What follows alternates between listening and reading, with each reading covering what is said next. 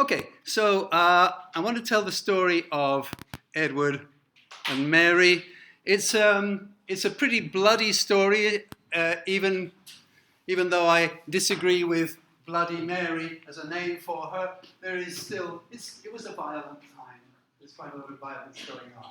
Please take a copy of the print. Yeah. Please go down. You must not let people that back. And so we will be looking at the kind of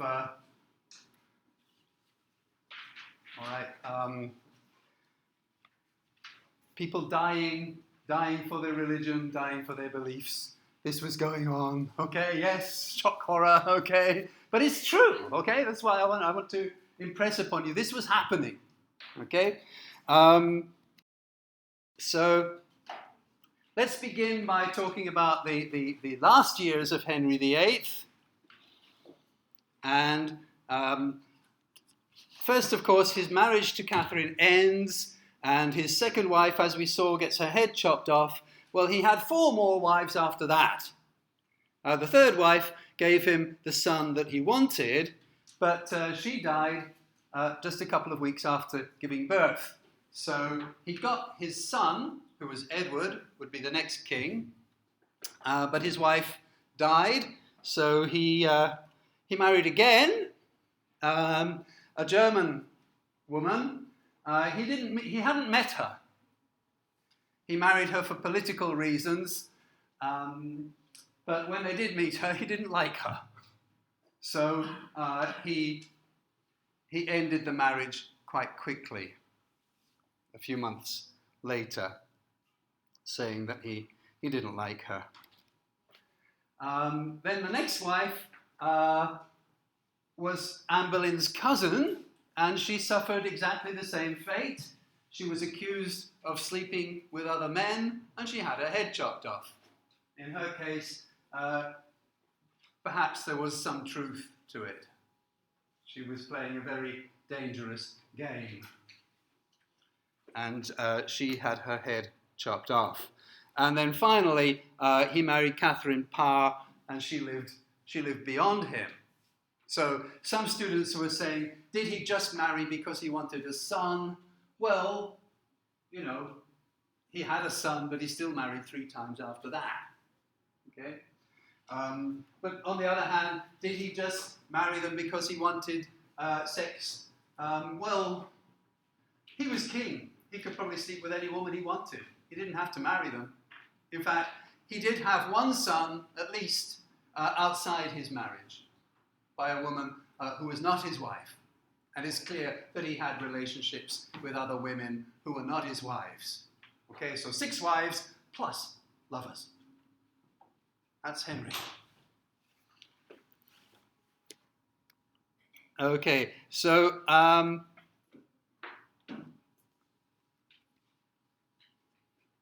what did he achieve? Well, he did extend English control over Ireland and Wales, but he didn't really achieve much in Scotland and France. All he did was spend a lot of money and cause trouble at home. Scotland and France became closer than ever, and England was sandwiched in between 2 enemies, and economic troubles were brewing up at home. The cost of Henry's wars was high, and part of the money came from the monasteries, the shadowing, selling off the shadowing. But another problem was that when the money was becoming short, Henry decided, let's mix cheap metal with the money. Now, anodidai, 1 pound coin equaled 1 pound of gold. 1 shilling of silver equaled 1 shilling. Okay, the metal was the value of the money. Okay, now we have paper, a piece of paper. It's worth nothing by itself. Okay, just we all trust each other that same yen is same yen, but it doesn't. It's just a piece of paper. Okay, but in those days, money had its weight in metal. £1 of money was £1 of gold. And Henry started to mix cheap metal to make the money cheap, but keep the price up. But people didn't want this new money, especially kokusai no baibai. You know, international trade fell. People said, well, this money is homono janai. Okay, it's not really silver. We don't want it. Okay, so that caused a crisis in the economy. And these were the problems that Edward had to try to solve, and, well, he couldn't. He couldn't. I mean, he was just a boy. He was only 9 years old. So he had the economic problems, he had the problems with Scotland and France. And basically, he was not able to solve those problems. So let's take a look at him. Let's take a look at Edward and his life. Short life. So, the boy king, Edward VI. He was only 9 years old at the time, and actually, of course, a 9-year-old boy was not in a position to control the country. So his uncle, the Duke of Somerset, Edward Seymour, was the person who had the basic control. He had the title of a king's protector. He was supposedly protecting Edward. Well, here he is. Here is Edward Seymour, and in the beginning he was okay, but there were problems. He made some bad decisions, and in particular, the relationship with Scotland and France was not working out well. Basically, England lost against Scotland. England lost against France. Well, that meant that Seymour was in a certain amount of trouble.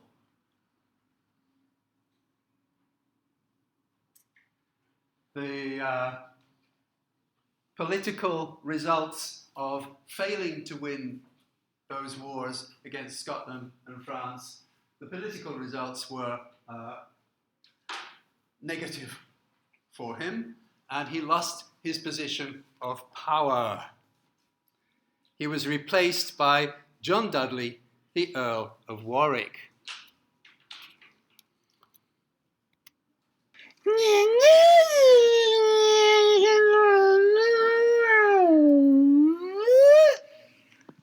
Okay, bye-bye, Seymour, and hello, Earl of Warwick, Dudley. So Dudley became... Do put in these little things to keep you awake, you see. So that's what happened there, and although he was controlled by these people, he did manage to have some influence on policies in England, especially religion. So Edward and Protestantism. He basically was strongly interested in the Protestant religion and in the reforms, and as I think I said before, for the first time the country began to have real Protestant church. So, as you know, under Henry, England was basically Catholic, although he'd split with the Pope. But under Edward, Cranmer, Ridley and Hugh Latimer, who you saw burned last week by Mary, if you remember, they established Protestant reforms, but they were, later on, they were going to be burned by Mary.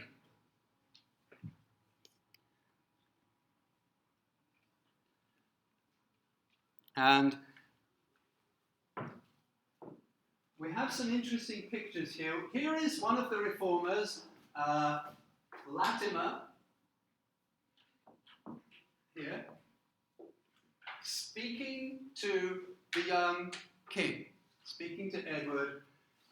Here he's at Westminster.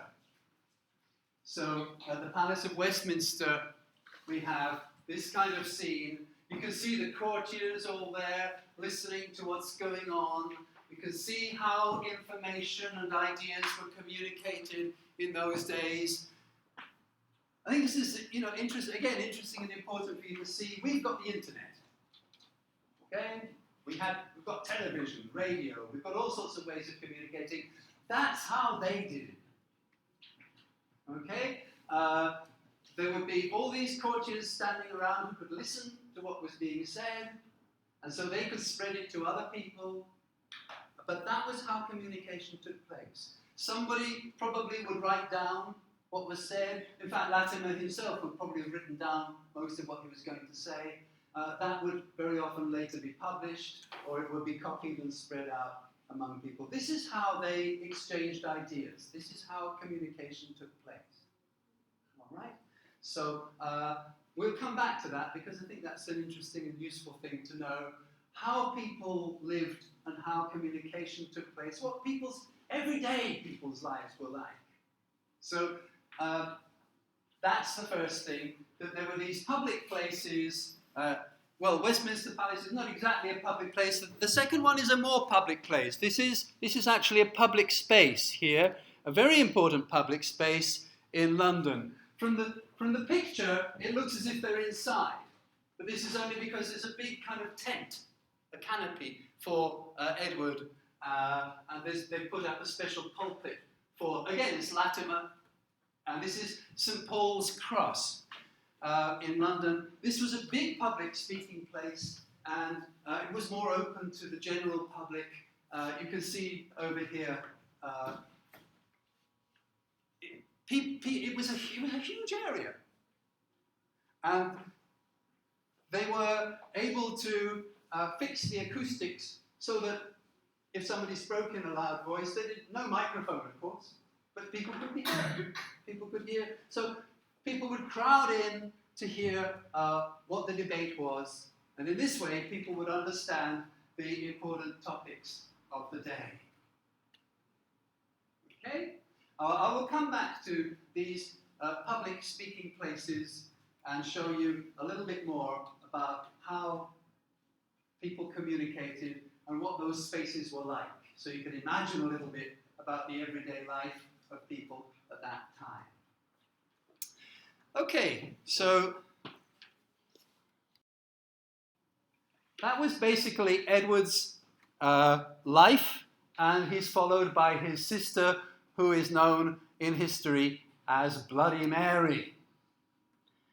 Well, some of that is, quite right. She did put a lot of people to death, but I don't think she entirely deserves that name because it was a bloody time.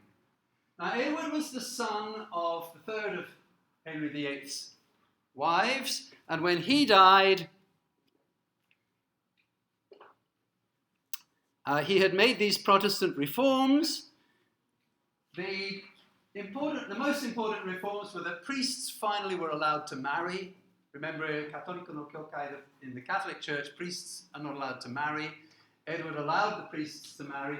And the second thing was to have a book of common prayer, an oinori, prayer book, in English. Even though he had allowed a translation of the Bible, the prayers, the service, the misa was in Latin. And so ordinary people couldn't really understand it. So those were two of the big reforms that Edward instituted, but then of course Edward died. Also, hundreds of English Protestants who were living in exile in other countries came back to England thinking, oh, now it's a Protestant country, now it's safe for us. Big mistake, of course, because it wasn't going to be safe, because Edward would shortly die. And then Mary. Remember, Mary is the daughter of Catherine of Aragon, the Spanish princess, Catherine was Catholic, Mary was Catholic, and she went straight back to the old Catholic religion, including allegiance to the Pope. So, 100% カトリック教会になりました。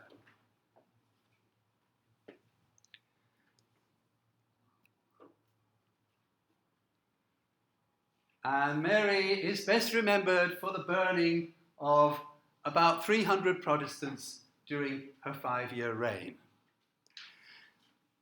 And now again, please don't misunderstand me here. I am not trying personally to say that Mary was particularly bad. I want to show you あの時代の人々の考え方. She became a kind of legend of bad Catholics, cruel Catholics. So for those people, 私たちの時代、16、17世紀の時代の人々で彼女特にひどかった。That's why I'm showing these burning pictures and everything. 客観的に, objectively, no, she wasn't so terrible. Her father was worse. Elizabeth was pretty bad. Okay? But for the people of that time, she was a symbol of the cruelty of the Catholic religion. That's what she became. That's why I'm showing these pictures of flame. So, 特にメリーがひどいと言いたくない。他の時代の人々が彼がひどいということを言いたい。So, yes, all right. Let's give you the shocking pictures. Okay, that's the image that we have of Mary. All right. Okay, so let's look at her reign.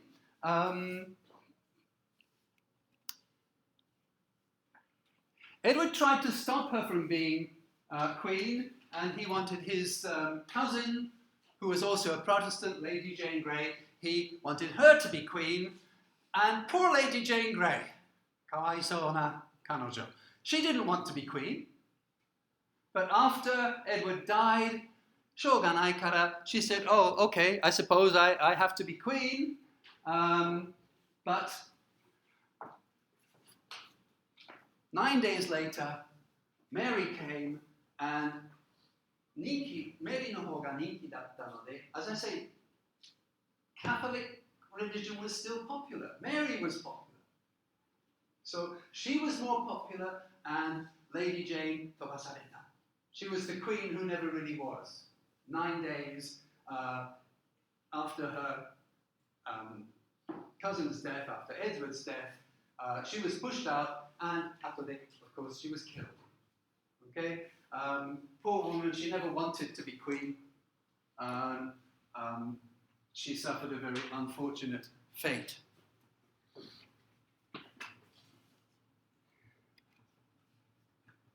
Well, equally, in the same way, Mary didn't want Elizabeth to be the next queen, because again, Elizabeth was a Protestant. So the fight was not just who will be the next king or queen, but Protestants wanted a Protestant king or queen, Catholics wanted a Catholic king or queen. And all across England was the same feeling.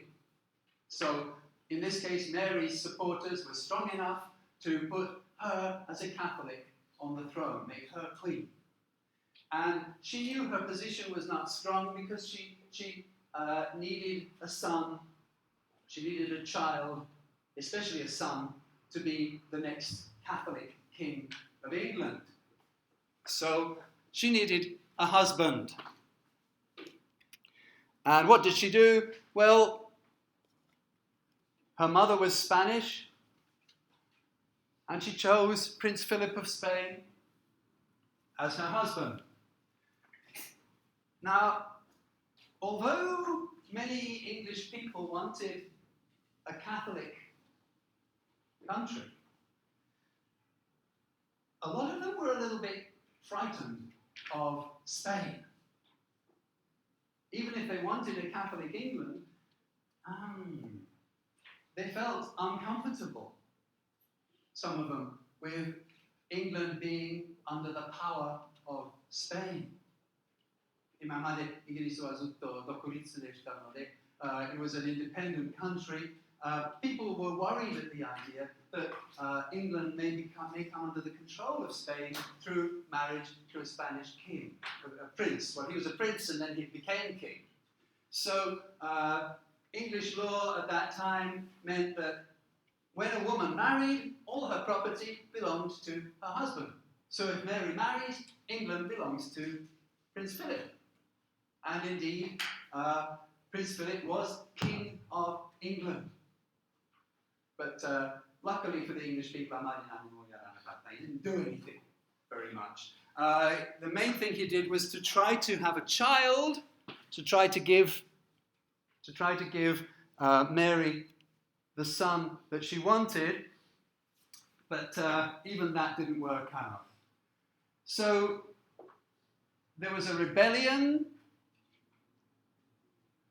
and Thomas Wyatt and his followers tried to push Mary out as queen and stop the marriage, but no, the marriage went ahead, and the Spanish Prince Philip became the King of England and Ireland, and of Wales and Haiti. So it would be he's the King of England. England no naka Wales mo England no naka ni narimashita, isho ni narimashita. So England and Ireland, but England including Wales. So except for Scotland. Scotland was still independent. And then, unfortunately, Mary had a personal disaster. She experienced a false pregnancy. She thought that she was pregnant. She stopped menstruating. She was believed to be pregnant, but at the time that the baby was supposed to be born, well, nothing happened. It was what we call a false or phantom pregnancy. She wasn't really having a baby. Quite why this happened or how this happened, we don't know, but that's what happened. So at this stage, Philip just said, dewa, sayonara, sayonara. If it's like that, I'm going. He just left. He went off to France to, I've got wars to fight, I've got important things to do, I'm a prince. So he went off to Europe and did his important things, leaving Mary and really basically never going back to her. So she was abandoned more or less by her husband. She didn't have the child she thought she was going to have. And what did Henry think? What did her father think when he couldn't have a son? It's God's punishment. It's God's punishment because I married my brother's wife. Well, Mary had the same idea. She decided this must be a punishment from God. And in her case, she decided it's because she had tolerated heretics. She hadn't taken action against heretics in her country. She had not punished the Protestants. God wants me to punish them. Then he would, if I punished the Protestants, if I did not allow the Protestants in my country, then I would have a child. Or he would not punish me for not having done this. So she kind of convinced herself that that was the reason. And so the timing is a little bit off, but probably that's a big part of why she started punishing the Protestants. Because before that, she wasn't. Okay, the burnings started after this, basically.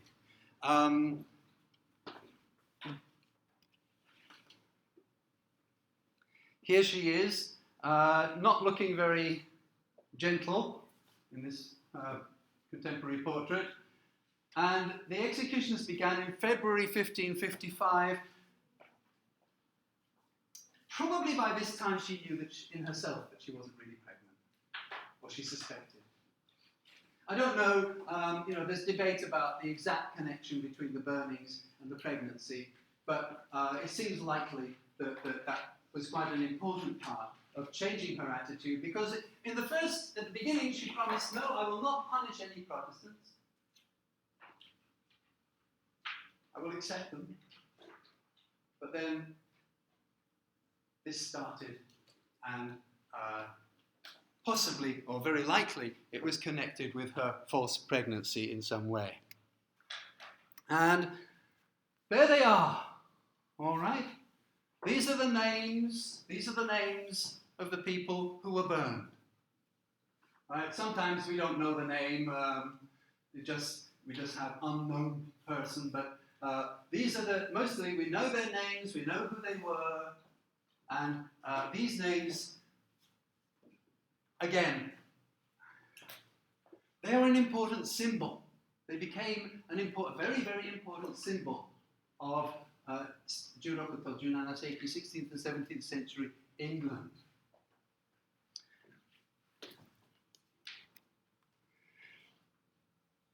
There was a book called Acts and Monuments, or popularly known as the Book of Martyrs. And in the Book of Martyrs, we have all the details, all exact details from people who watched them being burned. How did they die? Did they scream? Did they ask for mercy? Were they brave? We know in some cases, in one case, it was a woman who had a baby in her stomach. It said that the baby fell out and somebody picked it up and threw the baby back on the fire. Okay? Sorry if you're sensitive. I just want to say these were nasty times. These burnings had a huge influence on England for hundreds of years. All right? Emphasizing it again with these graphics, okay? It was a big thing, all right? Mary was the symbol of Catholic cruelty through the burning of these people.